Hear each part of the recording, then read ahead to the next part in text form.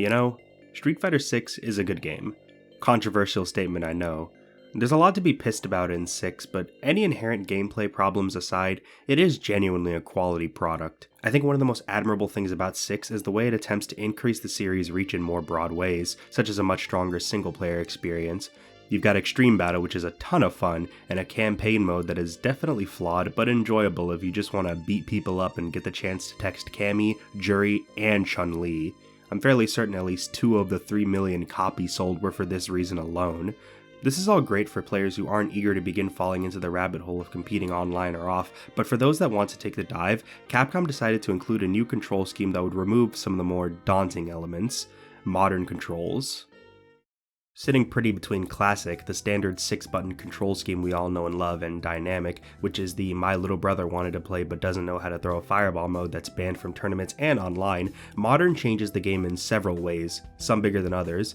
Ironically, despite being proposed as a more simple control scheme to partially help new players acclimate to the experience of playing Street Fighter, it actually uses 7 buttons juxtaposed to Classic 6, but the overall mechanics are simpler.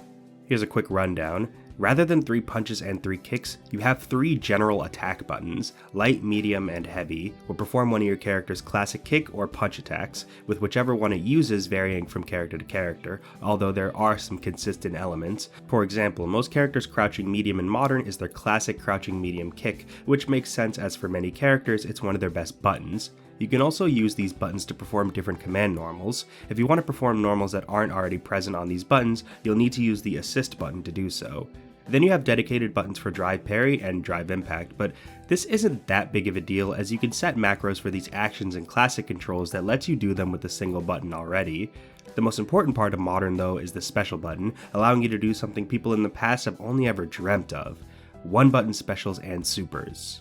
So yeah, the special button allows you to perform your character's specials, often by hitting it while holding a direction. With it you can do fireballs, DPs, and even command throws like Geefs and Manons with the greatest of ease. For supers, these can be done by hitting the special button and a direction along with your heavy button. This is undeniably the biggest appeal to Modern controls for every skill level. Obviously being able to do your specials with 1 button is great for casual players, but this is actually quite strong in higher level play as well. Dragon punches are usually the most consistent anti-air for those who have them, but if you're struggling to do the input against a jumping opponent, you can simply pick Modern and have access to instant 1-button anti-airs. The biggest advantage is definitely the ability to do supers with just 1 button, especially in Burnout. Without the ability to drive impact or parry, your best defense against getting stunned by a DI while in Burnout is to use supers, but the input for most supers can make this tough to do in the small time you have before a DI connects and sends you into the wall. With Modern though, it's just a button press away. This changes the way you have to play against Modern characters in big ways, causing some of them to be just as terrifying as their classic counterparts. Some Modern characters have even managed to achieve actual tournament success, like Haitani getting top 6 at EVO 2023 using Modern Chun, or Seoul VNG qualifying for Capcom Cup X using Modern Luke. It's important to note that some characters don't have the luxury of being able to do all their specials with just 1 button, but thankfully you can still perform these via motion inputs, which is kind of a weird exception, but whatever. Also, specials and supers performed with the special button suffer a slight damage cut, so keep that in mind. I know that the reveal of Modern controls was met with some backlash from a certain group of people because of how it simplifies elements of the game, but personally I like it. I'm a big motion input lover, but if this game had to have simple inputs, I'm glad a choice is given to the player on which they want to use. There are games like Idol Showdown and Grand Blue which gives you regular motions and a special button in the same control scheme, which is also something I enjoy as it gives the player the choice to pick what they want to use. Being railroaded into just one or the other is pretty lame, but obviously I'm not going to complain if motions are the only option as I prefer them. Anyway, the point of this video isn't to be a soapbox on how I think developers should make their games, but rather a look at some of Capcom's attempts to help out newer players in a similar manner prior to the latest installment. Modern controls in 6 is undeniably the most decisive they've ever been about something like this, but these games have been getting easier and easier for a while in many ways, some more noticeable than others. Today I thought it would be fun to look at some of the other kinds of simple control schemes in prior Street Fighter games, which essentially act as precursors to 6's modern controls, and see how they compare. Funnily enough, this video premise brings us way back to the very first game in the series, Street Fighter 1, the game that introduced Ryu and Ken as well as other weirdos that have never made any more playable appearances after the fact. This is my first time playing this game, believe it or not. I know I'm beating the ever-loving hell out of a dead horse by saying this, but this game really does feel atrocious to play. The awkward and choppy movement and slow jumps are just terrible, and because of this, there's no real flow to the gameplay. That's on top of the utter lack of combo potential and the slowdown. The biggest issue, as you probably know, is the special moves being borderline impossible to perform. Ryu and Ken's regular Shoto specials are all here and accounted for, and the inputs are the same as always, but they're very difficult to pull off. I've heard the solution is to negative edge, which is when you perform a special move by holding down a button, doing the input, and then releasing that button, but it's hardly consistent here in Ryu and Ken's first outing. Honestly, I have more success pulling the specials off by just mashing, but considering almost every single player opponent kills you in just 1 or 2 hits, good luck even doing that. Well, apparently Capcom knew this was an issue too, as they included a secret code that allows for many effects, chief among them being a separate special move button. While I'm unsure if it's present in the arcade version, it can definitely be utilized in the PC Engine CD port, which is known as Fighting Street. That's hilarious. The effects of the code will only activate after getting a high score and then inputting .sd as your initials. After that, hold left and hit button 1 and 2 and press select.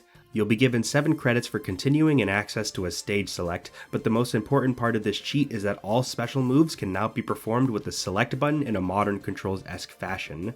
Forward plus select does a fireball, back plus select will do the Tatsu, and supposedly down forward plus select does your DP. I'm hesitant to declare this because somehow, even with a 1-button easy input, I still can't get Shoryuken to come out in this game. I'm either being gaslit or this game's input interpreter is that fucked.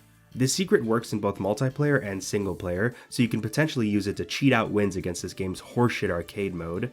In my experience, any specials still take way too long to come out, so by the time you do anything, you're already getting 2-touched by Sagat, although since every special you can do does a billion damage, you might just be able to eke out a victory. Still, it's pretty cool to learn about this secret. Certainly, it's fascinating to realize that even back in 1987, Capcom was thinking about the idea of making their special moves a little easier to perform. Moving on to Street Fighter II, we have a rather odd entry into Capcom's obsession with releasing and re-releasing this game as many times as humanly possible. In 2001, they made the slightly puzzling decision to put Super Turbo not on the GameCube or PS2 or Xbox, but the Game Boy Advance. Despite the limitations of the system, I'll fully admit that Super Turbo Revival is quite a competent product. Obviously they had to scale down Super Turbo to make it fit on a GBA cart, but it's not just an inferior port of the original. ST Revival sports new art, new stages, new modes, and a bunch of other cool goodies like an art gallery. It's a very ambitious product and one I think is very appreciable considering the system they were working with. Still, there's some stuff you kinda just have to laugh at, like the hilarious stock fire background used for the character select in arcade mode. Reminds me of shit I made when I was 13 and using Game Maker Studios. It's a genuinely solid attempt to make Super Turbo feel like a modern experience, for the time, and I can respect that. Speaking of modern, Super Turbo Revival's simple inputs mode works similarly to the one in Fighting Street. You can hold a direction and press a button, and you'll perform a special move just like that. While I'm not really sure why Fighting Street had this feature, other than the fact that the specials in that game were fucking impossible, it definitely seems Capcom used it to offset the biggest issue with ST Revival's gameplay. Super Turbo is a 6-button game. The GBA only has 4 buttons. That's obviously not ideal. In normal gameplay, the only way to use the 2 normals you're missing out on is to hold down a button and do a long press, which is really awkward. Since you're basically locked out of 2 buttons, I assume this simple inputs mode was included to compensate for that. Now, as you'll recall, the only playable characters in the first Street Fighter were Ryu and Ken. The simple inputs in ST Revival work basically the same for those two as the ones in Fighting Street do. Forward plus any punch does a fireball, down plus any punch does a DP, and back plus kick does a Tatsu. Ryu can also do his red fireball with back plus punch, and Ken can do crazy kicks with back plus kick. Simple enough, but as you probably know, SF2 also added numerous other characters with unique methods of inputting their specials. So how did they translate to ST Revival? Well, to start things off, there are some moves that seem to not be coded to be usable with the simple inputs. The most notable exclusion are command throws. Mexican Typhoon, SPD, and Oicho do not seem to have a simple input in this game. It's a bit hard to tell with T-Hawk and Honda as their command throws don't have whiff animations, but no directional combination ever yielded a command throw with these characters. This is funny to me as modern controls in SF6 shamelessly lets you use command throws, which makes characters with them, particularly Geef, very terrifying. I guess the devs of ST Revival thought that this would just be too broken. Similarly, mash moves don't seem to have simple inputs either, so you'll still need to perform the regular inputs for electricity, 100 hand slaps, and lightning legs, so that kinda sucks. There are some other odd exceptions like Fei Long's Chicken Wing and Sim's Yoga Flame, which seems to indicate to me at least that the simple inputs were only assigned to certain motions, rather than being designed separately for each character. That's why every move done with a DP input is done with down plus punch or kick, even moves that aren't DPs, such as Geef's Green Hand. It's a little weird, but mostly consistent amongst the roster. The main exception is of course charge characters, and this is where things start to get fun. So with SF6's modern controls, charge characters were an immediate concern for most. Obviously, it wouldn't be fair letting Chun and Guile throw their fireballs without needing to charge. Modern Controls works around this in an interesting way. In Modern Controls, you can perform your character's designated charge moves by simply holding back or down and hitting the special button. Unlike with the manual inputs, you don't need to tap forward or up, you just need to charge for long enough in the direction. It's a fairly sensible solution, I think, maintaining the balance of charge moves pretty well. ST Revival seemed to similarly recognize the qualms people might have with charge characters having simpler inputs, so they don't have the same shortcuts regular motions do. That being said, the simple inputs for charge moves are a good degree less balanced. See, in ST Revival's easy input mode, you don't have to charge. You can perform back charge moves by simply tapping forward and then back plus punch or kick. The same applies to down charge, tap down then up plus punch or kick. Yeah, this is pretty stupid. While you do still need to technically be moving back, the control that charge fireballs can exert over the battlefield is improved tremendously when there's no charge time to worry about.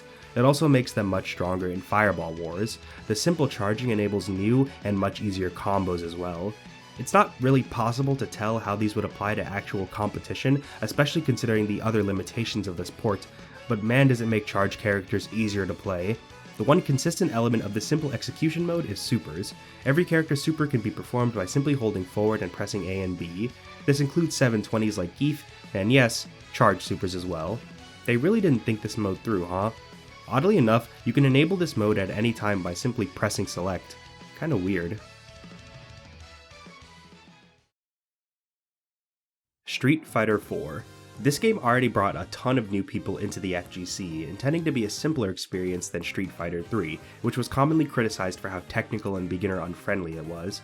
4 did a lot to revitalize the series and the FGC, but we're not going to be highlighting the versions any of you have likely played. Once again, we're looking at a handheld port of the game, although I suppose a port to the 3DS is definitely more sensible, as that system has enough buttons to accommodate for Street Fighter's normal control scheme. It looks great and runs great too, altogether making Super Street Fighter 4 3D a very solid port. However, the 3DS is obviously a dual-screened system, but the top screen already contains all the action, including the full HUD with the super and ultra meters and health bars. So what's contained in the bottom screen? These. These are 4 shortcut buttons, which you can use to perform multiple different attacks by tapping them on the screen. Now let's get something straight. There are 2 modes of gameplay in SF4 3D, Pro and Light. With the Pro setting turned on, these shortcut buttons can only have normals assigned to them. However, you can also assign actions that are performed with combinations of normals like throws, focus attacks, and taunts. Ultimately though, this seems pretty situational and not really worth the trouble. At least, not compared to Light mode, which is where the true horrors begin to unearth themselves. This is exactly what people were fearing when Capcom revealed modern controls for 6. So, with Light mode, you can assign the 4 shortcuts to do literally anything in your character's kit at the press of a button, with the exception of command normals. This includes supers, specials, and ultras all at the press of a button. Unlike the easy inputs in Super Turbo Revival, there's no overlap with your attacks since the buttons are on a different screen and activated with a physical touch, and there's no limitations. Fireballs, DPs, command throws, and everything else you can think of fits onto these buttons, which again, you have 4 of. And you can assign whatever you want to them. I feel I should emphasize this part. Even with modern controls, there are characters with some attacks that can't be performed via the special button, forcing you to do them with manual inputs. No such restriction in SF4 3D. Obviously, it's meant to be a helping hand for some of the more awkward inputs in this game, such as 720s or Delta Charge inputs, which helps given that this is a 3DS game, so you can't exactly just plug in your stick or pad to play it. You're stuck with the circle pad and D-pad by default, so this little extra leeway is appreciated. For the most part, I'd say it's actually pretty well balanced. There are probably some supers and ultras that weren't meant to be inputted that fast, but most of the time you're only going to see a character use their ultra once in a match, unless it's Elena, who wouldn't begin terrorizing SF4 until ultra, so I don't think there's much harm here. It's definitely interesting to think about whether this is stronger than Modern or not. Modern offers a condensed version of a character's moveset, whereas with Light Mode in SF4, you still have your whole kit, just with 4 additional shortcuts. However, Modern also gives you easier access to more of your character's kit, whereas Light limits you to 4 slots, possibly forcing you to give up certain benefits for others.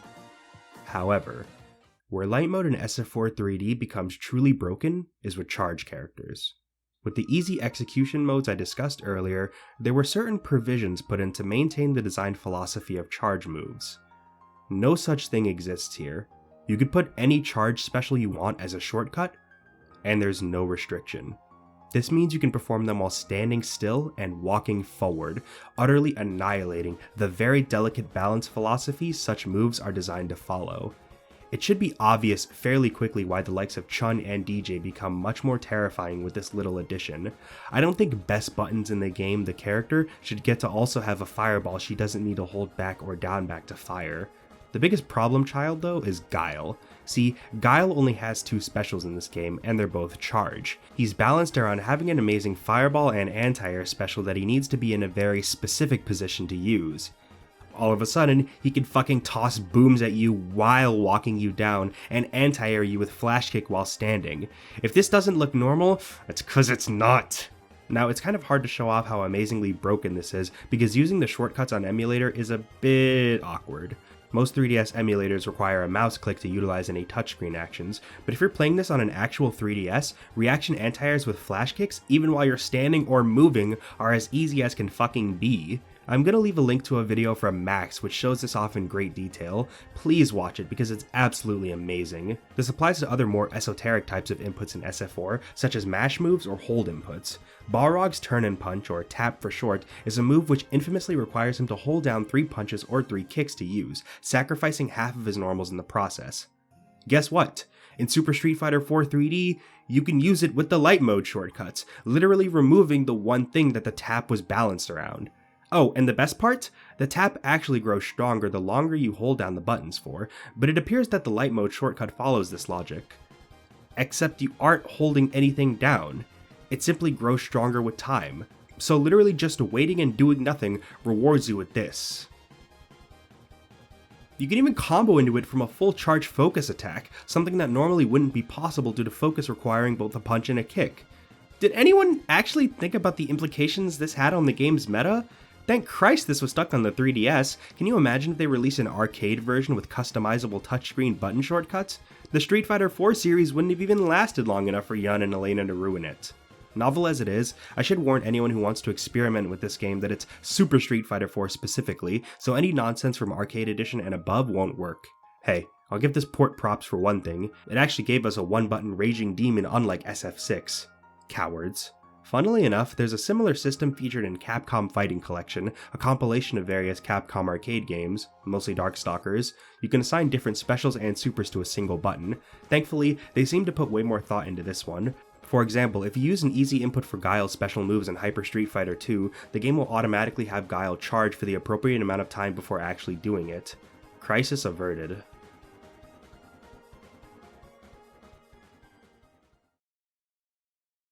The next game, SF5, already tried to create a more beginner-friendly experience in many ways, with a buffer for links to make combos easier, and everyone's favorite comeback mechanic, V-Trigger. However, as far as foreshadowing modern controls, they did it not through a separate control mode, but through 2 characters. Season 2 added Ed, and Season 3 added Falke, both of whom are simple input characters.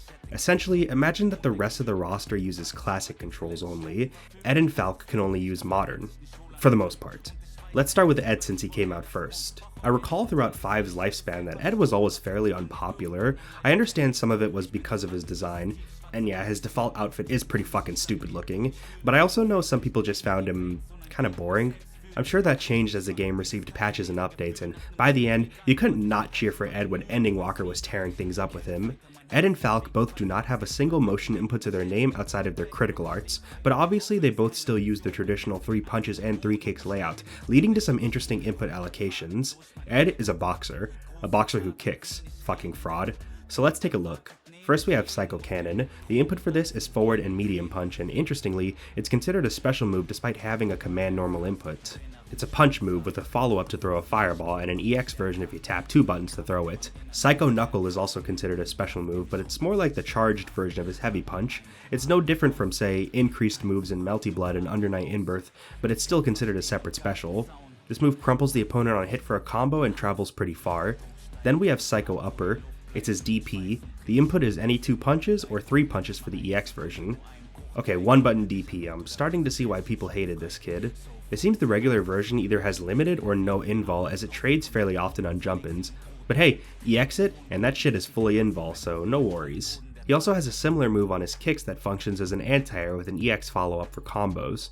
Finally, we have Psycho Flicker. 1, 2, 3. We already know how infamous this move was if you ever watched High Level Ed, but it's actually a mash move here. So yeah, through some clever means, they managed to avoid giving Ed any motion inputs.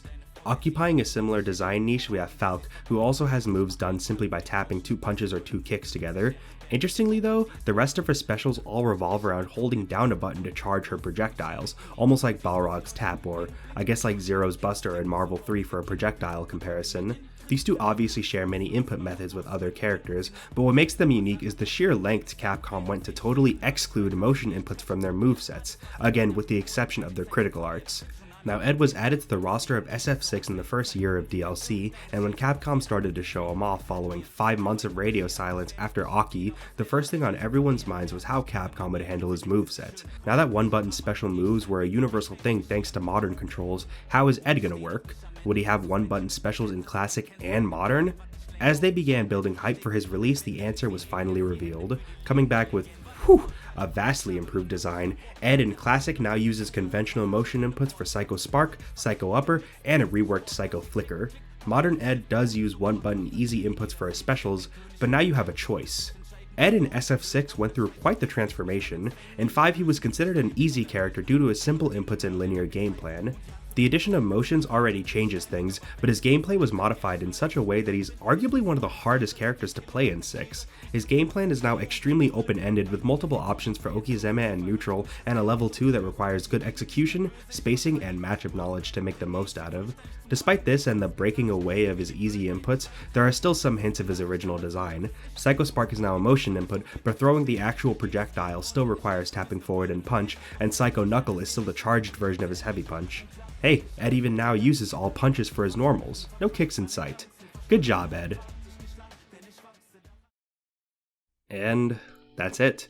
Now we're here in 2024 and modern controls have been pretty successful. I wouldn't be surprised if it's the catalyst for a lot more carefully designed simple input modes in future fighting games, something we're already kind of seeing with Fatal Fury City of the Wolves' smart style. What are your opinions on easy execution modes? Make sure to let me know. Thank you for watching, have a great night, and take care. Hey guys, this is the part of the video where I thank all my channel members, so the biggest of shoutouts go to Old Man Han, Cammy the Killer, Jazba, Mortis, Arg Seals, Wormy, Terry Hints, Perfect Orange, Pet Shop from Fortnite, Kira the Stowaway, Happy the Hap Hap, HPHK, Gundog92, and Warfuls. Apologies for the very long wait on this video. Obviously I was at EVO last weekend. Real fun time, but then I came back home and I got sick with COVID, so that was a lot of fun. Still recovering, but doing pretty well, and I hope you all enjoyed this video. It was something I wanted to do for a long time. So yeah, thank you for the support, thank you for watching, have a great night, I love you all, take care.